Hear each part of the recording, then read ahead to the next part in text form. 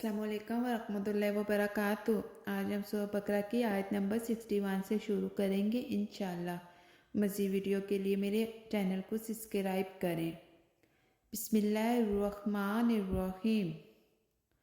اور جب کہا تم نے اے موسیٰ ہم ہرگز صبر نہ کریں گے ایک ہی طرح کے کھانے پر، سو دعا مانگ ہمارے واسطے اپنے پروردگار سے کہ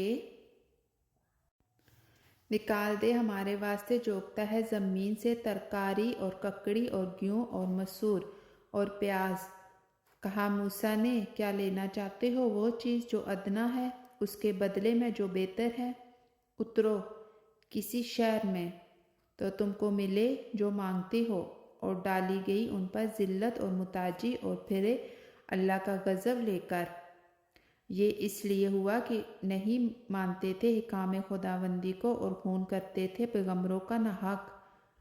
یہ اس لیے کہ نافرمان تھے اور حد پر نہ رہتے تھے۔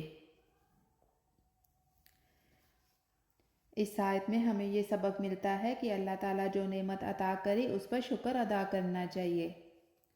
ناشکری، ضد اور دنیاوی لذتوں کی حد سے زیادہ چاہت انسان کو ذلت اور پریشانی میں ڈال دیتی ہے۔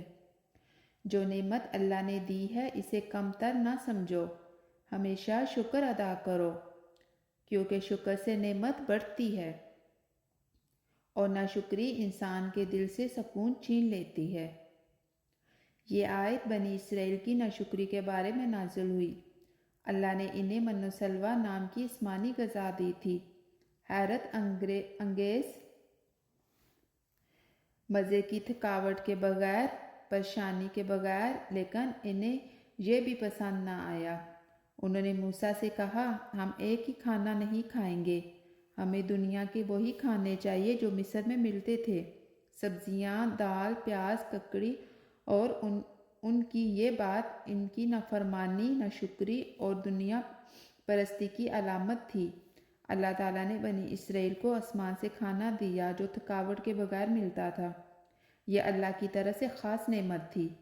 اس کے باوجود انہوں نے کہا ہمیں مصر کے کھانے چاہیے، ہم ایک ہی چیز برداشت نہیں کر سکتے۔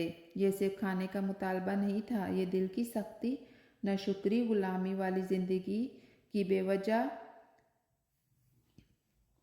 نعمتوں کی بے قدری کا اظہار تھا۔ موسیٰ علیہ السلام کا جواب۔ موسیٰ نے حیرانگی سے پوچھا کیا تم بہتر کو چھوڑ کر کم تر چیز چاہتے ہو؟ یہ جملہ آج کے ہر انسان کے لیے نصیحت ہے۔ آیت کے آخر میں 3 بڑی سزائیں ذکر ہیں۔ ذلت، لوگ ان کا احترام نہیں کرتے تھے، ہمیشہ کسی کے محتاج رہیں، اللہ کے غضب ان پر نازل ہوا، اس کی وجہ بیان کی گئی۔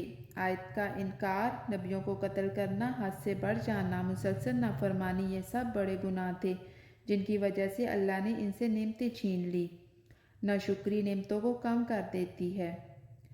اللہ جو بہتر دے اسے چھوڑ کر کم چیزیں مانگنا بے وقوفی ہے۔ نافرمانی اور ظلم قوم کو ذلیل کر دیتے ہیں۔ اللہ کی آیات کو جھٹلانا بڑا جرم ہے۔ گناہ کرنے سے انسان کو رزق، عزت اور سکون میں نقصان ہوتا ہے۔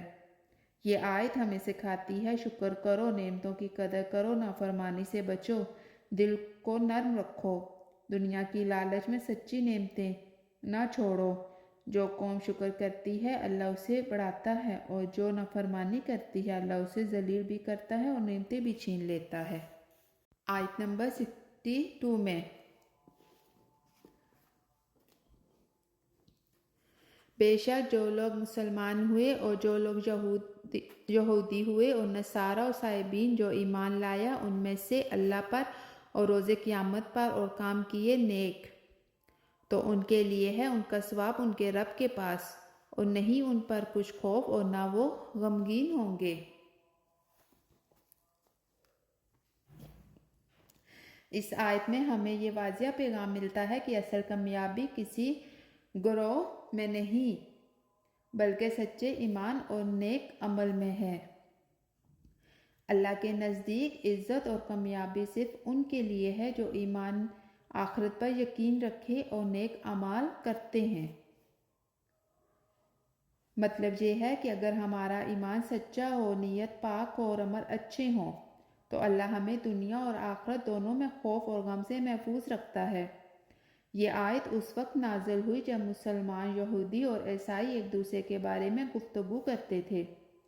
کون اللہ کے ہاں کامیاب ہوگا؟ کون اصل اہل نجات ہے؟ بنی اسرائیل کہتے تھے کہ ہم کامیاب ہیں، عیسائی کہتے تھے ہم کامیاب ہیں، مسلمان کہتے تھے کہ اللہ کا فیصلہ آخرت میں ہوگا۔ ایسے ہی ماحول میں یہ آیت اتری جیسے آسمان سے ایک صاف روشنی اتری ہو۔ سب کو ایک ہی قانون بنانے کے لیے اللہ کے ہاں اصل قدر ایمان، صحیح اور نیک عمل کی ہے، نہ نسل، نہ قوم، نہ نام، نہ دعویٰ۔ اللہ سب سے پہلے مسلمانوں کا ذکر کرتا ہے۔ یہ وہ لوگ ہیں جنہوں نے محمد صلی اللہ علیہ وسلم پر ایمان لایا، قرآن کو مانا۔ یہودی کہلاتے ہیں بڑے دعوے دار، بڑی کتاب کے وارث، لیکن ایمان کے بغیر دعویٰ بے معنی ہے۔ عیسائی جنہوں نے عیسیٰ پر ایمان لایا مگر آگے چل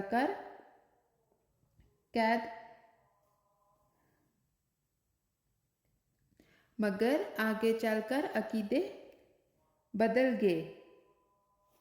یہ ایک پرانا گروہ تھا جن کی عبادت میں ملاوٹ تھی، مگر ان میں بھی کچھ لوگ سچے دل والے تھے۔ اب اللہ اصل قانون سناتا ہے، جو بھی سچے دل سے اللہ کو مانے، آخرت کو مانے اور اپنی زندگی اچھے عمل سے بری رکھے، وہ اللہ کے ہاں کامیاب ہے۔ یہ اعلان صرف ایک گروہ کے لیے نہیں، سب کے لیے ہے۔ جیسے اللہ نے کہہ دیا ہو، اصل معیار دل کی صداقت اور عمل کی روشنی ہے، نہ کہ نام کا ٹیگ۔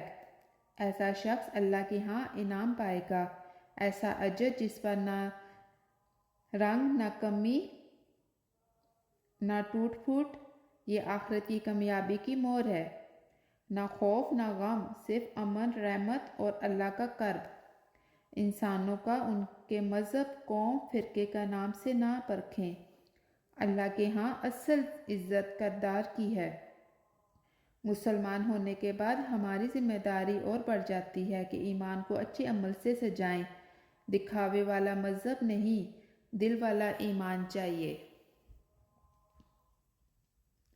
انشاءاللہ ملتے ہیں اگلے سبق کے ساتھ۔ تب تک کے لیے اللہ حافظ۔